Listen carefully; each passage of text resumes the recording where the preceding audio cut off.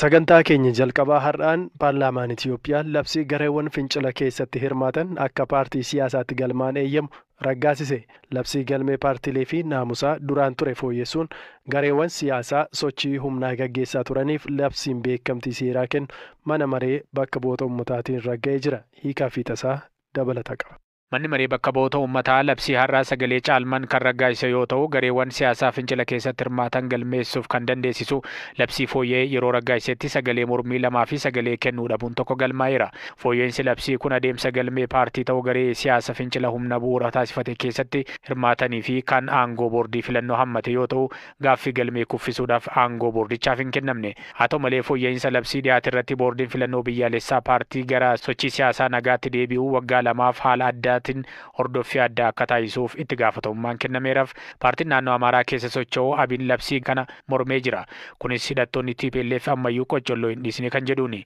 Miseensa paartii abinii fi gorsaa dhimmoota mana maree kan ta'an obbo Abbabaa Dassaalaw labsicha fooyyessuurraa mormii akka qaban BBCtti himan. ህወሓት ማሻሻል ባህሪ አላሳየም። በፊትም ከሽብርተኝነት ሲነሳ ብዙ ነገሮችን ያሻሽላል ተብሎ ነበር። ጅጅረመ ነገርሲፍ ጀልቀቡመዩ የሮ ሽሩርኬሱማን irraa ka'e waan baay'ee ni fooyyessaa jedhamee ture. Garuu erga shororkeessummaan irraa ka'e gochaawwan dubbii barbaachaa gaggeessaa jira. Weerara garaagaraa gaggeessaa jira. Naannoo Amaaraa, Raayyaatti, naannoo Affaaritti bakkeewwan weeraree jira. Walqaayitittis yaaddoo uumaa jira. Namoonni nagaan du'aa jiru. Kanaan dura gochaawwan badeenni raawwate ni beekama. Sun osoo jiru wanta uumaa fooyyeensa osoo agarsiisiin akkamitti paartii naga qabeessaa jedhamee galmaa'a. Kana jechuudha qabxiin ijoon jalqaba waraanasaa yoo diige malee ta'uu hin qabu. Naannoleen humni isaan qabaachuu qaban poolisiidha miti. Humna poolisiiti kan isaan qabaachuu qaban. Sanaan alatti poolisiin federaalaa yookiin immoo raayyaan ittisaa barbaachisaa yoo ta'e naannoo sana gargaaruu danda'a. Kanaan alatti naannoleen waraana hin qaban. Paartii badhaadhinaa bakka bu'anii Affaar irraa warri dhufanii fi bulchitoonni Affaar gandoonni keenya nu jalaa weeraramaniiru jechaa jiru. Dhuma torban darbee irratti mana maree ministeerotaatiin fudhatama argachuun wixineen labsii har'a paarlaamatti dhiyaate keessatti keewwanni xixiqqaan haaran dabalamaniiru. Keewwata xiqqaa haaran kan itti dabalame labsichi keewwata labsii duraanii kan galmee paartilee siyaasaa laallatudha. Fooyyessuun kunis garee siyaasaa gochaa okkora humnaan guutame keessatti hirmaannaa qabu tokko adeemsa ittiin gara paartiitti galmaa'uu danda'u kaa'eera. Paartii siyaasaa ta'uun galmaa'uuf iyyata dhiyeessuu akka qabu kan ibsu keewwata labsichaa irratti keewwanni xiqqaan dabalameera.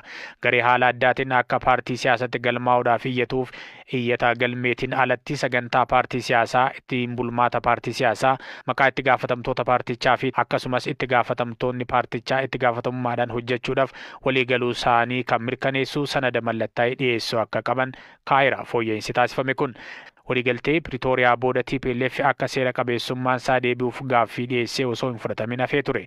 Fooyyeensi labsii filannoo kunis akka taasifamuuf sababa kan ta'e gaaffii TPLF kanaaf deebii kennuuf kan dandeessisu bu'uurri seeraa waan hin turreef ta'uu himamaa ture. Weellisaan gameessi sirboota qabsoon dhageettii fi jaalatamummaa horate itti qaatafarii dilbata darbe akka lakkoofsa Itoophiyaa caamsaa 25 bara 2016 sirna ho'aan gaa'ela raawwateera. Cidhee artistichaa Faradoo Shinootee fi dhiichisa kaa'uun kan dabalame kan faayames ture. Gaaffiif deebii addatti BBC waliin taasiseenis qophiin cidha keenyaa baay'ee bareedaa ture. Baay'ees gammanne. Ammas haala gaarii irratti argamna jechuun hime. Waa'ila koo Abtaamuu Xababuutu dubbise.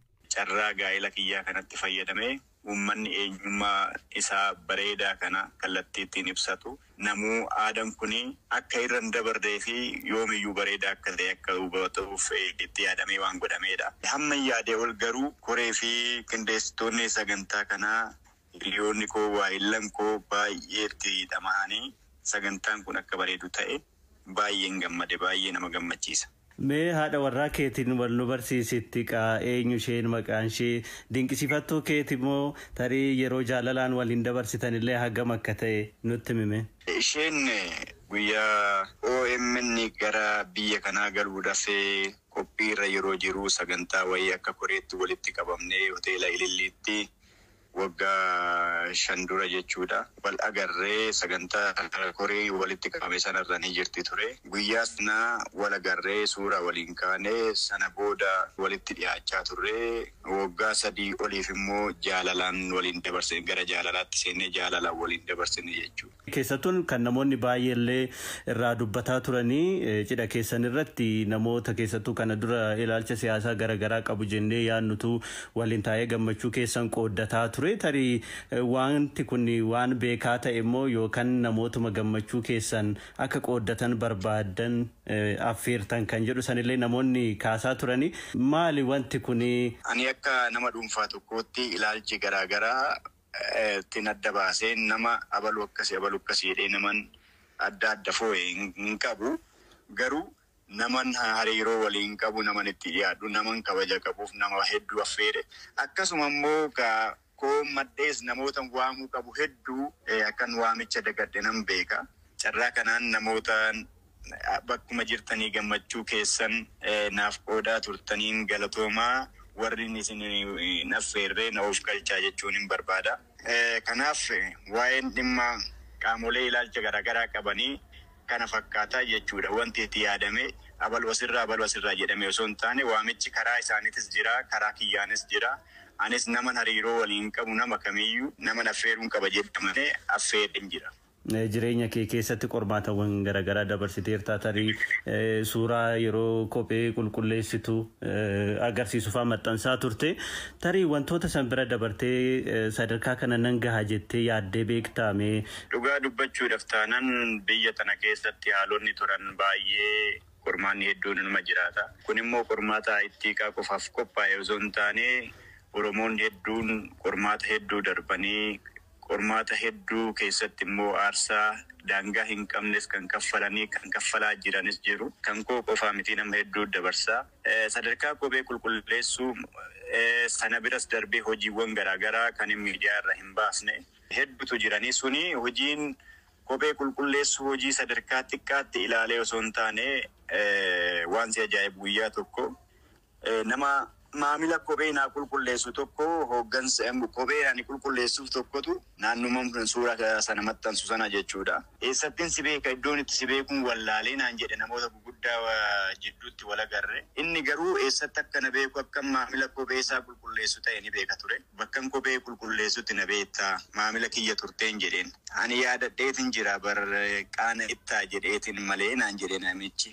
Sana boodan waan sanaa akkanitti qaana'ee hin beekne akka hojiitti qaanaamne ta'ee namuu haa baruu namni eessayyuu bakka barbaadu ga'uu akka danda'u mul'atu jedhee waan sana maxxansee jechuudha. Aarsaa haga lubbuutitti warri kaffalan haga wareegamaatitti aarsaa warri kaffalan hedduutu jiran waan ta'eef qormaanni jireenyaa akkuma Oromoo kun mudatutti na mudatee malee wanti adda ta'e anaaf kan dhufe jira jedhee yaadu. Cidha kee irratti waahillan kee artistoonni hedduun sirbuudhaaf walanqateellee ture jechuun hin danda'ama. Mee miira yeroo san ture natti himi akkam ture? Artistoonni hedduun irratti utuu hin qusatin waltajjii sana hoo'isanii uummata bohaarsaa turanii baay'ee waan nama gammachiisudha. Hundi isaaniitu haa galatooman jedha.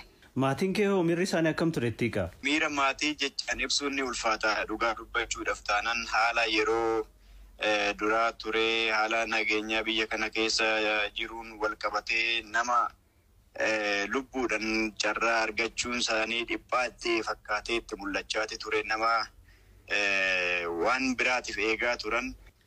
Nama akkasitti yaadan sana sadarkaa kana ga'ee bultii ijaarrachuudhaan haala gammachiisaa keessatti yeroo argatan miirri isaanii jechaan ibsuun ni ulfaata. Sagantaa keenyatti aanuun ammoo namoota dhedheeroo Itiyoophiyaan qabdu keessaa tokko kan ta'e dhalataan godina Gujii Bahaa aanaa Gooroo Doolaa Awwaluu Buxxullaa daawwannaaf gara Yuunaayitid Arab Emirates magaalaa Dubaay imaluun carraa hedduutti akka ba'e hima. Afeerraa hiriyaasaan carraa argatee garas imaluu kan hime Awwaluun erga achi ga'ee booda namoota hojii biizinesii keessa jiraniin wal baruu turtii waayilakoo Hamzaa Huseen waliin taasiseen himeera. Baay'ee galatoomii. Amma naannoo kam jirtaa? Dubaay keessa. Dubaay keessa dheera. Namoonni suura kee kaasanii gamoo Dubaayin wal si fakkeessu. Akkasitti baasittiin qoosanii? Burji Khaliifaa suuraa kee fudhatanii riilesitii fi bira fudhatanii Burji Khaliifaan ati waan jettu akka biyyaatti gamoon dheeraan Burji Khaliifaa akka ammoo namaatitti ammoo namni dheeraansi Burji Khaliifaa fa wal bira dhaabachiisnee suuraa kaasuu kanneen achitti suuraa kee warra fudhatee jira. Yoom deemtee carraa kan ammoo akkamiin argattee waan akkam sagantaa akkamii ture? Guyyaa Itoophiyaa irraa deeme sanbata xiqqaadha. Sanbata xiqqaa Itoophiyaa irraa bararee namni viizaa fi tikeetta keenyaa hojjetee Biraazilii tokko jira. Namanti olii hojjedhu Dubaayii jiraata. Isatti buukinaa godhe. Viizaan kiyya gollanii dhugaa dubbachuudhaaf iddoo lakkoofsi kiyyaa hin teenne iddoo dura VIP na teessisan sababa dheerina kiyyatti wal qabatee iddoo waan naaf mijataa hin taaneef. Ergasii walii gadi yeroo deddeemtu yeroo daawwattu namoota bebbeekamoo wajjin yeroo wal argitu faa viidiyoo tokko argaa turre eessa faa deemte? Zamzam Elektirooniksii bira deeme innis naaf feere waan tokko wajjin hojjannaa jedhee akkasitti viidiyoo tokko illee wajjin hojjanne san qofaa muti Dubaay moolii keessatti warri adiin kun yeroo argan yeroo baay'ee suuraadhaan nawannoo godhaa turanii san qofaa muti Itoophiyaa qofaa muti jaalala uummatii sinuu naaf qabu natti agarsiise dhugaa dubbachuuf. Ijoolleen kilaba kubbaa miilaa taphachuu yeroo tokko na argatte suuraaf jettee yoo xiqqaate sa'a tokko na dhaabdee turte. Warruma biyya sanaati? Warruma biyya saniiti. Rakkoo tokko iddoo tokkotti kan na mudate ispoortii Dubaay keessatti kaameraan na fudhatuu hin dandeenye beektaa. Sababa dheerinaa moo? Sababa dheerinaa na fudhatuu hin dandeenye daqiiqaa 30 achi keessatti ture.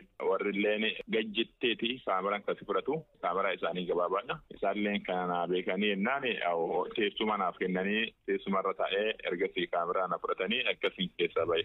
Haga kana namatu si wajjin jira moo imala kana irratti kophaama kee jara wajjiniin dubbachaa turte moo akkam afaan immoo akkam jarrama afaan Arabaa Ingilishii kana dubbatu akkamitti walii galaa turtan kophuma turte? Kophaan ture dhugaa dubbachuuf namni tokko na wajjin hin jiru xiqqoo warra waliin haasa'aa warri illeen na gargaara jechuun dirqama sirreessee kan dubbadhu silaa Ingilisi Itoophiyaa kun kan warraallee xiqqoo beektaa isaallee afaan Arabaa waan dubbatanuuf laangujii waliin gallu ture haa ta'uuti wanta tokko anis hin beekaa isaalleen ammoo hin beektu naan hin jenne yeroo tokko bakka fakkeessanii natti haasa'uu fi waallee waan tokko itti hima warri seeraa dhugaa dubbachuuf baay'ee na gargaara achirratti wanti na cinqame tokko hin jiru. Ayyee ulfaat duratti golden viizaan qabaa jette golden viizaa akkan beekutti warri UAE kan kennanii namoota birrii haga barbaadan investi godhan yookiin immoo barattoota achitti baratanii qabxii gaarii fidan nama milkaa'ina biyya sanaa keessatti yookiin immoo namoota bebbeekamoo fa'iif akka kennaniin quba qaba. Ani mucaa hiriyaa kee tokko jira. Ijoollee baankii keessa hojjettulleen wal beekna. Akkana deddeemaa biyya kana deddeemuuf daawwannaa fi hojii tokko